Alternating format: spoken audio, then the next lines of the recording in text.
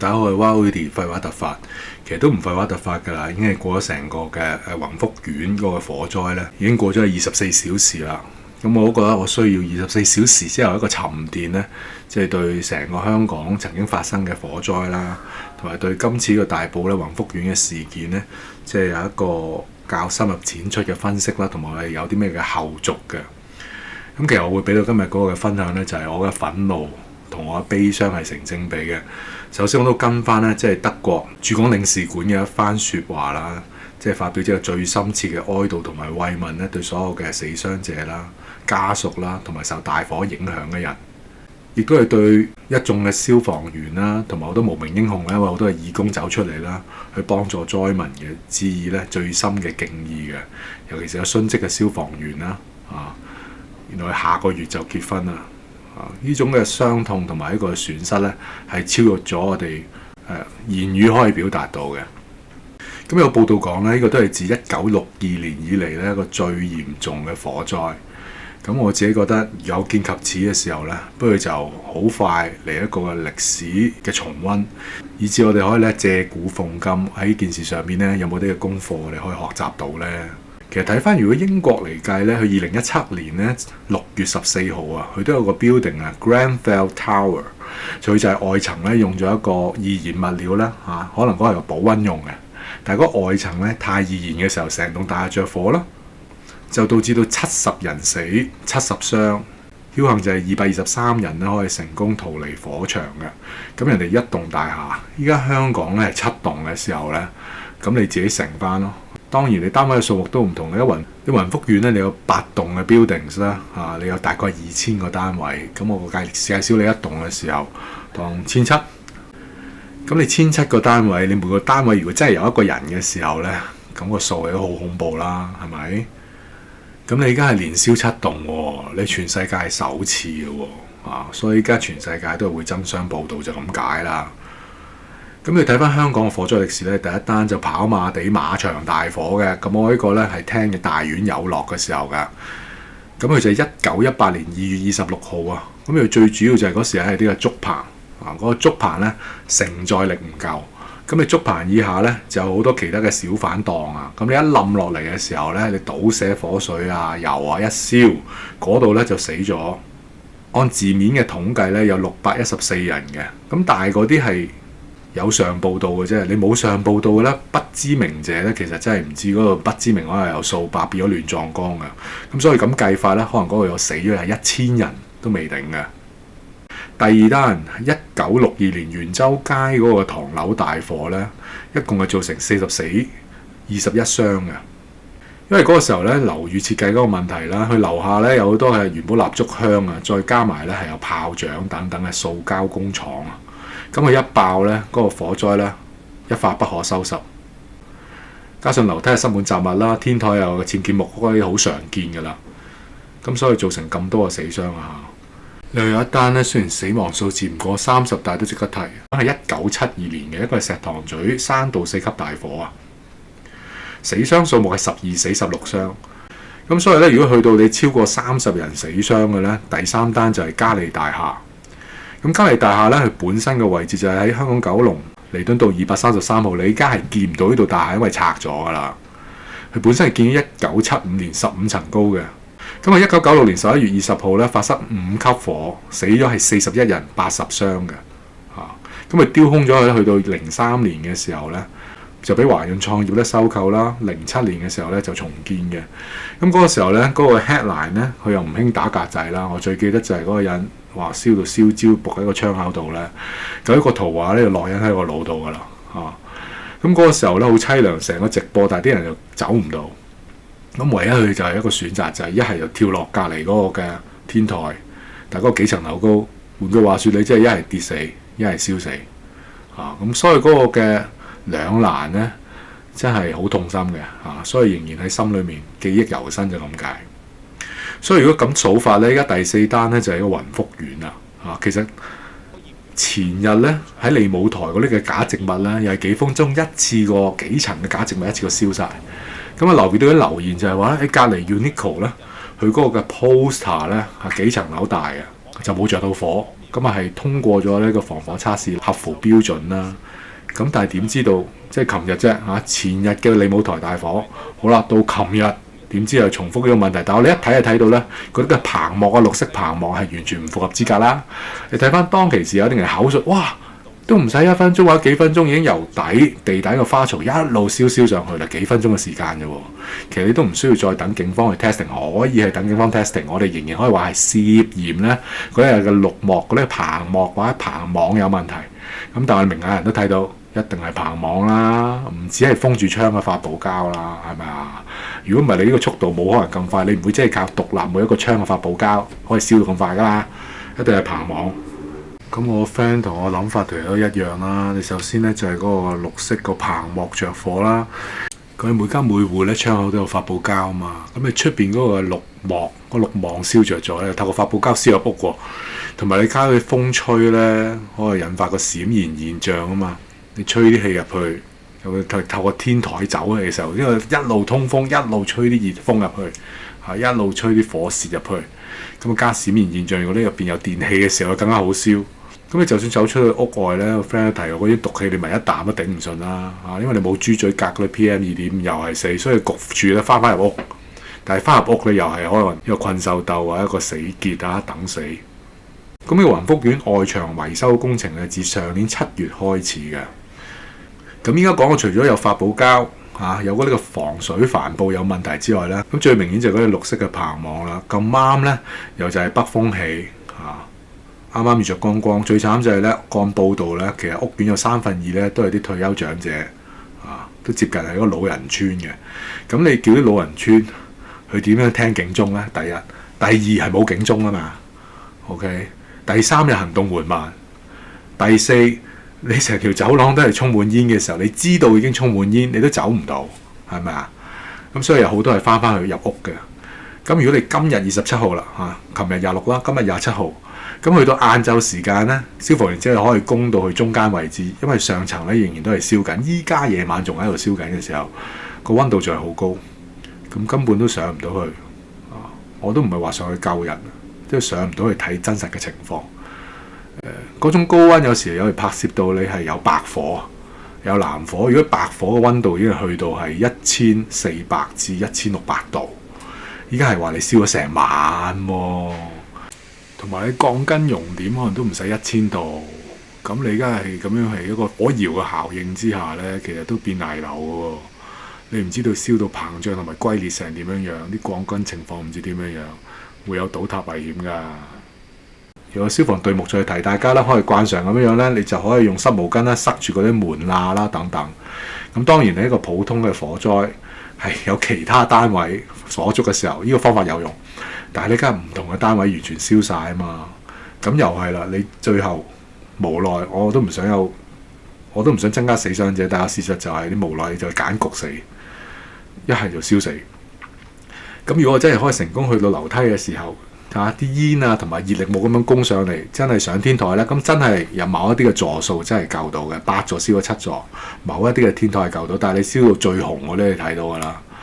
咁你天台就其實變咗 BBQ 咁樣，你邊有可能走得到？你成棟大廈其實變咗火窯，1400度到1600度喎。你當係焚化爐也好，即係各方面我都唔想咁講，但係冇辦法，係一件好恐怖嘅事。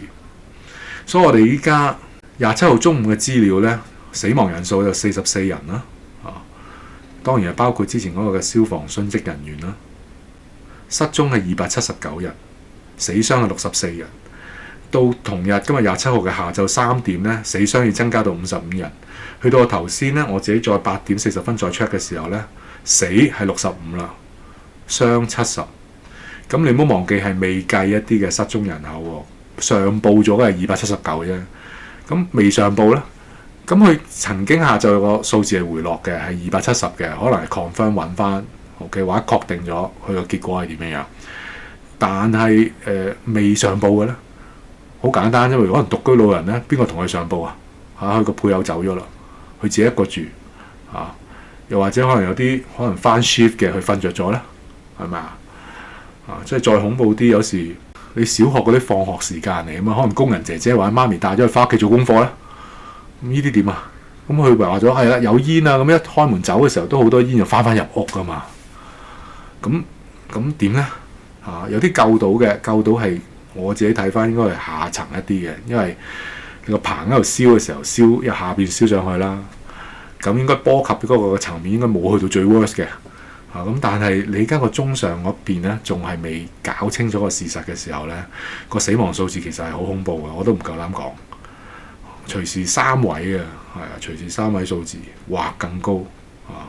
同埋頭先我講咗一個火窯嘅情況嘅時候咧，你要真係揾翻先人嘅遺體都難，有啲位係我相信有啲好難。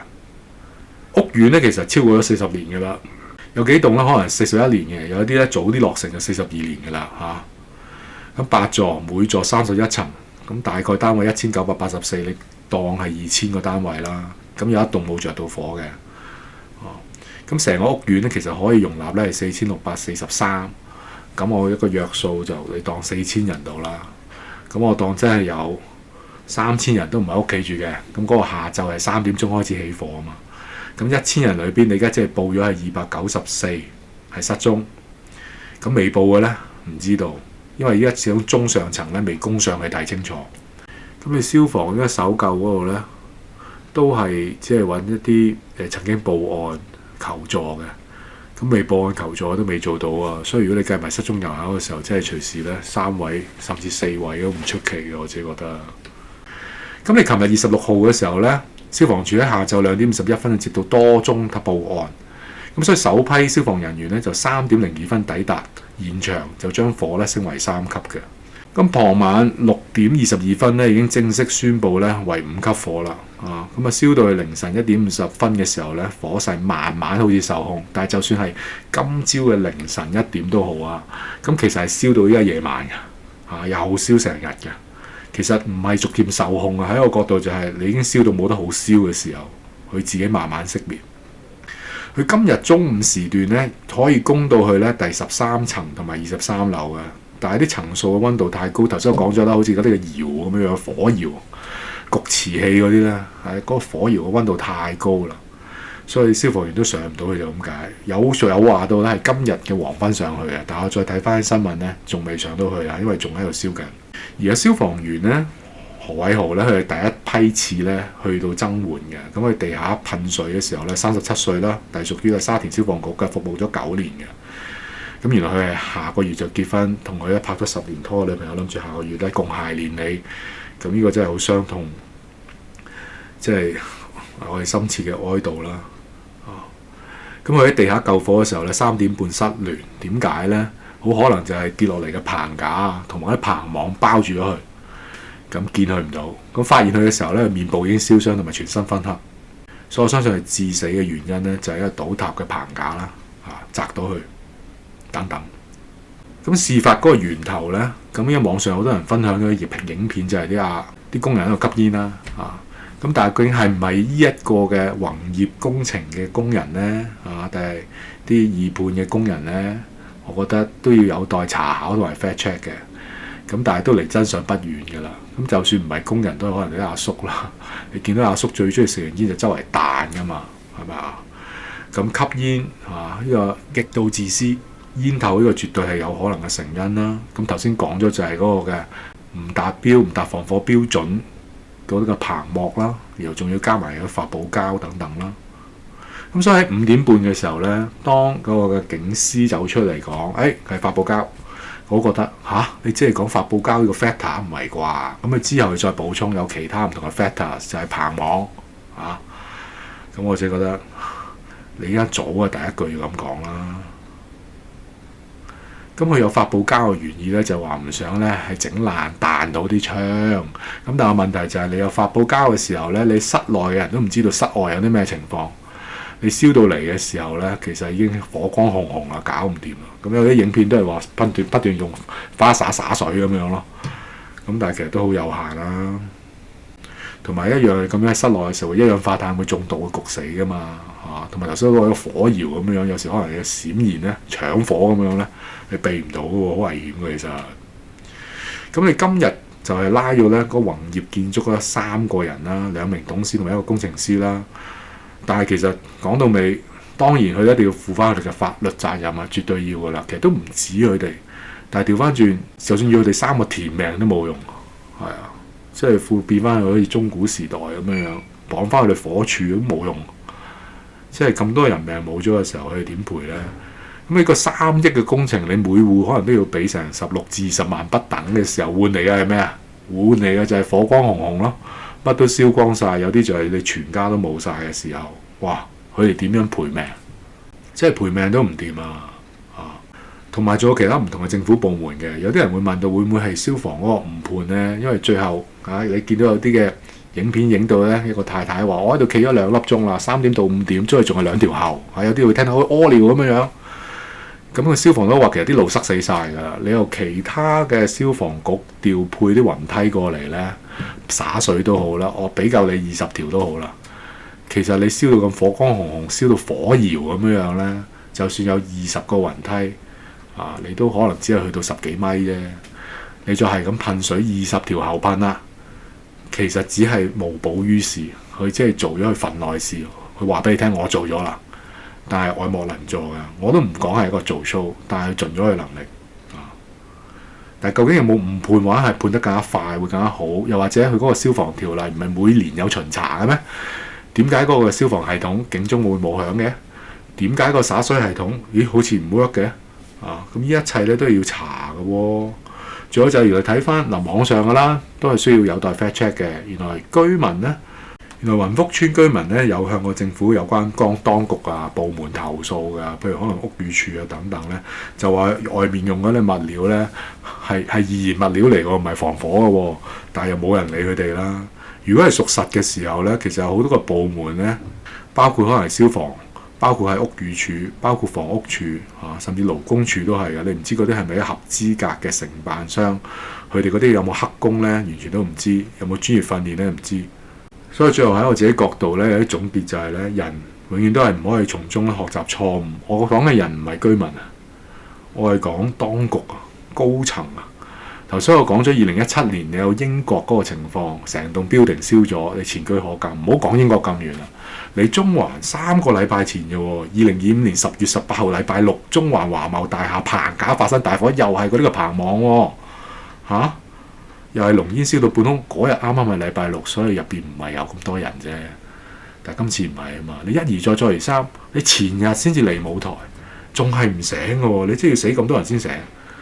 你依家先至係咁拆晒好多嘅棚網落嚟，然後好多人咧私下去試啦。咁當然佢試嘅裏邊，你都可以話嗰啲唔係當中嘅棚網嘅，你可以話佢屈人都得嘅。